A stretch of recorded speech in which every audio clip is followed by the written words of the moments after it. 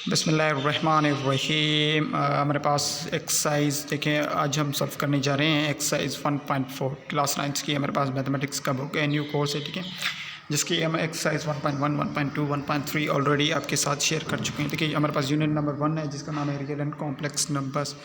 सो आज हम आपके साथ शेयर करने जा रहे हैं इसका एक्सरसाइज 1.4, ठीक है, जिसमें हमारे पास टोटल 3 क्वेश्चंस हैं। अब 1.4 की एक्सरसाइज को समझने के लिए इससे पहले आपके पास देखें कुछ बेसिक्स कॉन्सेप्ट्स हैं, आपको वो समझने होंगे। यानी 5 या आपके पास बेसिक्स लॉज हैं, बेसिकली कह सकते हैं, ठीक है, जैसे हम लॉ ऑफ एक्सपोनेंट भी कह सकते हैं या लॉ ऑफ इंडिसेस आप कह सकते हैं, ठीक है। अब law of exponent, law of indices basically है क्या। अब एक चीज़ तो हमारे पास ये चीज़ अभी तक आपके पास क्लियर हो चुकी होगी। देखिए एक्सपोनेंट या इंडिसेस या पावर कहते हैं किसी, ठीक है। सपोज कोई भी आपके पास बेस गिवन है, उस बेस के ऊपर यानी जो भी पावर मौजूद होती है उसे हम कहते हैं, ठीक है, आपके पास बेस पावर या एक्सपोनेंट, ठीक है। पावर या बेस एक्सपोनेंट शो किसे करता है। सपोज 2 स्क्वायर का मतलब है कि आपके पास टू टाइम्स गिवन है, ठीक है। इसी तरह आपके पास सबसे पहले देखिए law of product of powers होता है, ठीक है, यहाँ पर गिवन है। अप्लाई लॉ ऑफ एक्सपोनेंट और simplify expression with real exponents, ठीक है। अब यहाँ पर हमारे पास 1.4 में हम जो प्रॉब्लम्स को सॉल्व करेंगे उनको इन्हीं रूल्स के मुताबिक करेंगे, यानी इनमें से कोई ना कोई फार्मूला उनमें अप्लाई होता रहेगा, ठीक है। नंबर 1 है law of product of powers, ठीक है, यानी जिसे हम प्रोडक्ट लॉ भी कहते हैं। लॉ ऑफ एक्सपोनेंशियल में हम जो लॉज पढ़ते हैं तो उसमें हम कहते हैं लॉ ऑफ एक्सपोनेंट या लॉ ऑफ प्रोडक्ट लॉ भी कहते हैं इसे, ठीक है। अब प्रोडक्ट लॉ बेसिकली है क्या। अब आप सपोज़ कर लें कि आपके पास देखिए यहाँ पर एक आपके पास देखिए इक्वेशन गिवन है, ठीक है। कौन सा इक्वेशन गिवन है, a power x into a power y is equals to a power x plus y, ठीक है। अब मिसाल के तौर पर अब यहाँ पर आप फोकस कर लें, सपोज़ ये ए आपके पास वेरिएबल है, ए भी आपके पास वेरिएबल है। अब यहाँ पर आप कह सकते हैं देखिए a power exponent y into देखिए a power y is equals to देखिए a x plus power y, ठीक है। अब यहाँ पर आप कह सकते हैं कि सर यहाँ पर ये ए और ए दोनों आपके पास क्या है, आपके पास बेस हैं, और ये एक्स और वाई आपके पास क्या है, एक्सपोनेंट है। अब एक चीज़ आप याद रखें, जब भी आपके पास कोई भी इक्वेशन इस फॉर्म में गिवन होगी, यानी किस फॉर्म में, प्रोडक्ट के फॉर्म में, ठीक है। प्रोडक्ट के फॉर्म में मिसाल के तौर पर आपके पास यानी कहीं पर ज़र्ब हो रहा है और यहाँ पर कोई पावर भी मौजूद हो, मिसाल के तौर पर 2 पावर 2 स्क्वायर इंटू 2 क्यूब, ठीक है। अब आपस में ज़रब हो रहे हों, वहाँ पर आपके पास क्या कॉमन हो, बेस आपके पास कॉमन हो, ठीक है।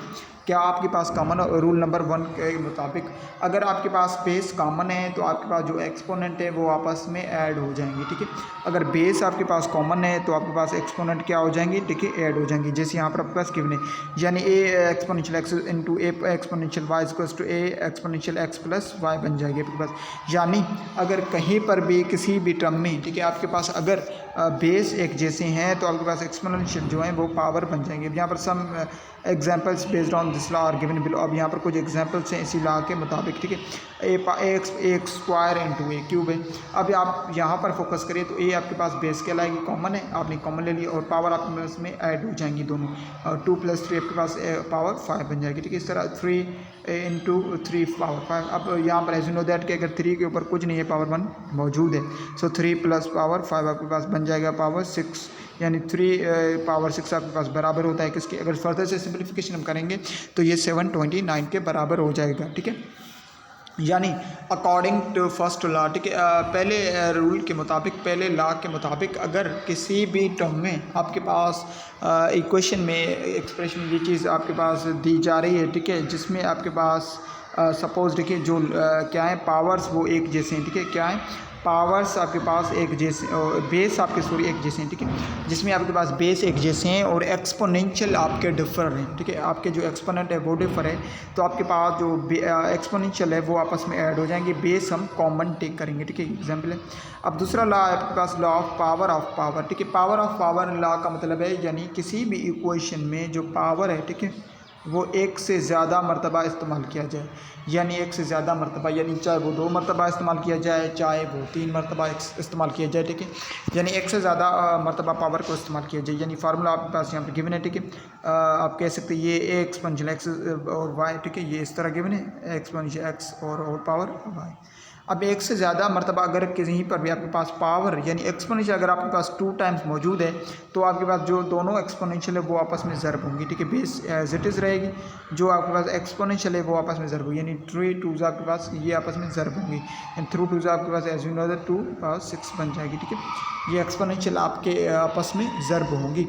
पहला रूल क्या था, प्रोडक्ट लॉ के मुताबिक, ठीक है, पावर्स के मुताबिक, लॉ के मुताबिक अगर बेस एक जैसे हैं तो आपके पास एक्सपोनेंशियल डिफर हैं, तो आपके पास एक्सपोनेंशियल जो हैं वो आपस में ऐड होंगी दोनों, और बेस हम कॉमन टेक करेंगे। और दूसरा है पावर ऑफ पावर लॉ, ठीक है। पावर ऑफ पावर लॉ में हम क्या करेंगे, अगर कहीं पर भी आपके पास जो पावर है एक से ज़्यादा मरतबा मेंशनड है, ठीक है, तो वो आपस में आपके पास ज़रब करवाएंगी, ठीक है। थर्ड की तरफ मूव करें, ठीक है। अब यहाँ पर आपके पास कुछ एग्जांपल्स गिवन है इसी के रिलेटेड।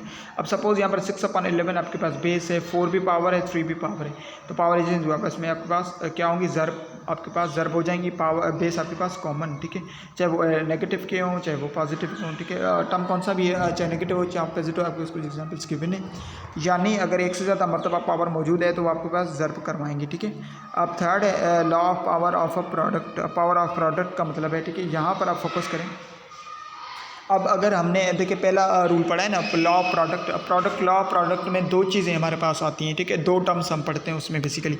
अब पहला टर्म हमने क्या कहा था कि सर आप पहले टर्म में कह रहे थे कि अगर बेस एक जैसे हैं, ठीक है, यानी बेस एक जैसे यानी a exponential x into a exponential y, ठीक है, वो बराबर होगा a exponential x plus y के, ठीक है।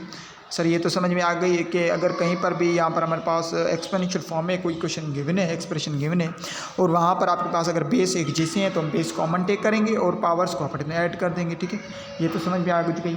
अब यहाँ पर आपके पास यहीं पर आपके पास जहन में एक दूसरा सवाल पैदा हो जाएगा, सर अगर कहीं पर किसी भी टर्म में कहीं ऐसा भी हो सकता है कि आपके पास जो बेस हैं वो डिफ़र हों, यानी बेस एक जैसे ना हो और पावर एक जैसे आ जाए, फिर हम क्या करें, ठीक है, फिर हम क्या करें, तो वहाँ पर आपके पास लॉ, थर्ड लॉ में आपके पास गिवन है, law of power of product में थर्ड लॉ गिवन है, ठीक है। यहाँ पर चेक करें आपके पास बेस क्या है, आपके पास क्या है, बेसिकली डिफरेंट है, ठीक है। बेस आपके पास डिफरेंट है, पावर एक जैसे हैं। अगर बेस डिफरेंट हो पावर एक जैसे हों, ठीक है, तो हम उसे कॉमन टेक कर लेंगे फॉर सपोज, ठीक है।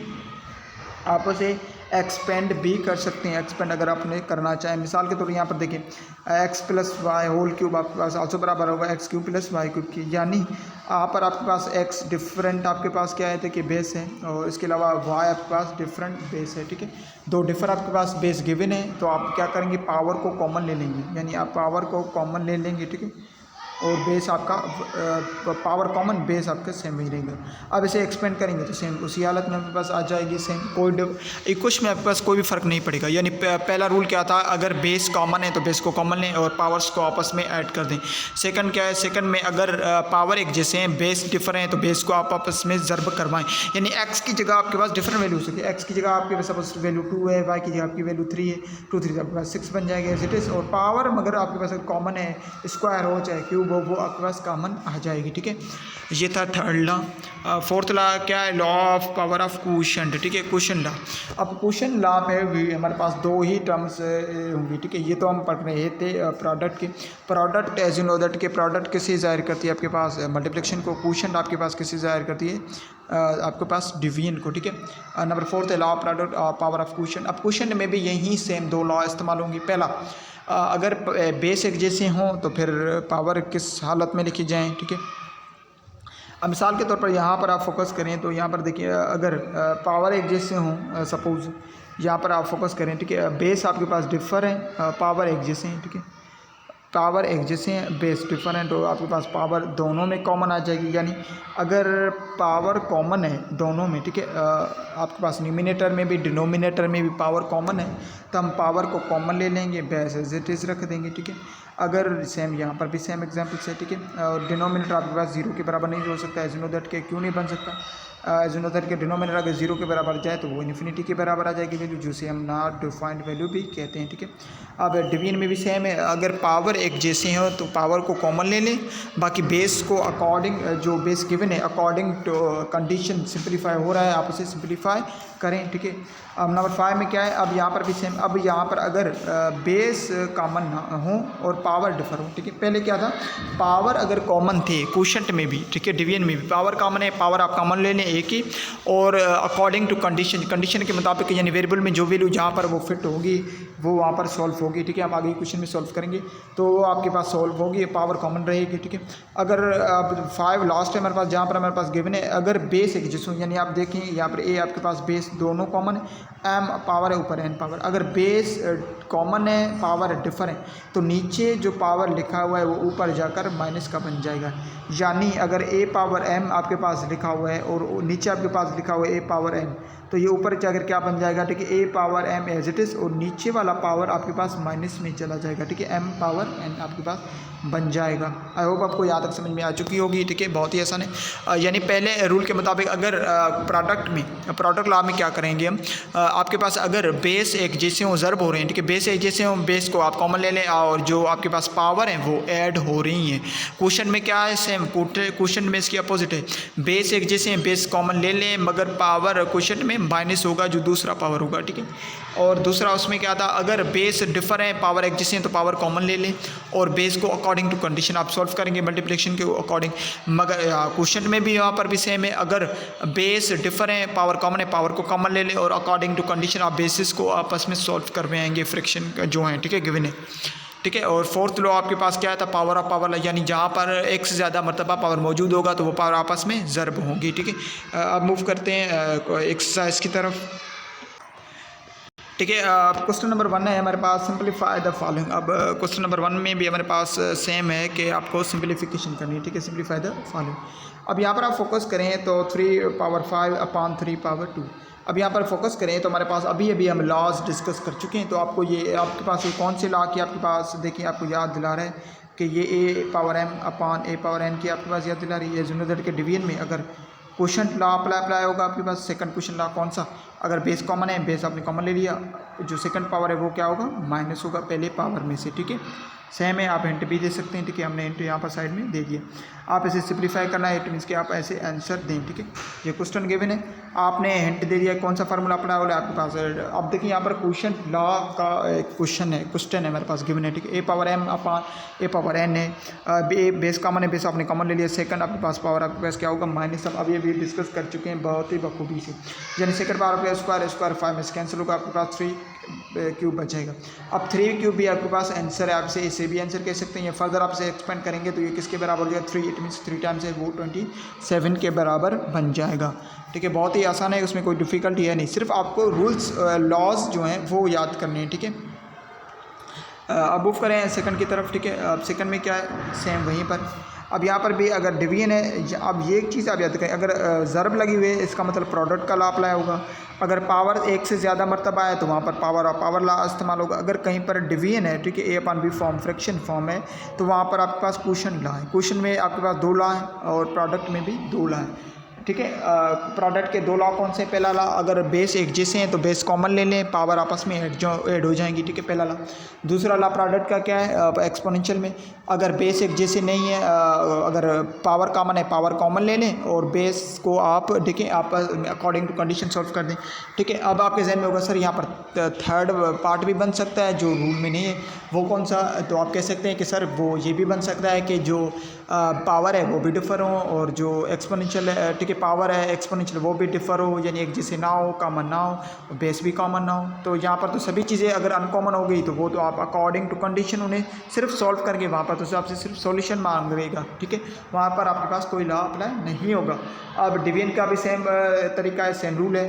पहला अगर बेस कॉमन है, ठीक है, तो जो सेकंड नीचे वाला पावर है वो ऊपर वाले पावर में से माइनस हो जाएगा। ठीक है, अगर बेस एक जैसे नहीं है, पावर कॉमन है, पावर आप कॉमन ले लें, बाकी अकॉर्डिंग टू कंडीशन आप उसे सॉल्व करेंगे। पावर ऑफ पावर एक ही लॉ उसमें मौजूद है, अगर पावर एक से ज़्यादा मरतबा मौजूद है तो आप उसे हल करने की कोशिश करें। ठीक है, अब यहाँ पर आप फोकस करें डिवीजन ही है, तो यहाँ पर 2 पावर 4 इंटू 5 क्यूब है और नीचे आपके पास 10 स्क्वायर है। ठीक है, अब यहाँ पर आप फोकस करें कहीं पर भी कोई भी चीज़ कॉमन नहीं है। ठीक है, ना ही बेस कॉमन है, नहीं आपके पास पावर कॉमन, तो सबसे पहले हम इसे 10 स्क्वायर को ब्रेक डाउन कर सकते हैं। ठीक है, हम क्योंकि इससे पहले हम ब्रेक डाउन भी पढ़ के आ चुके हैं, ठीक है।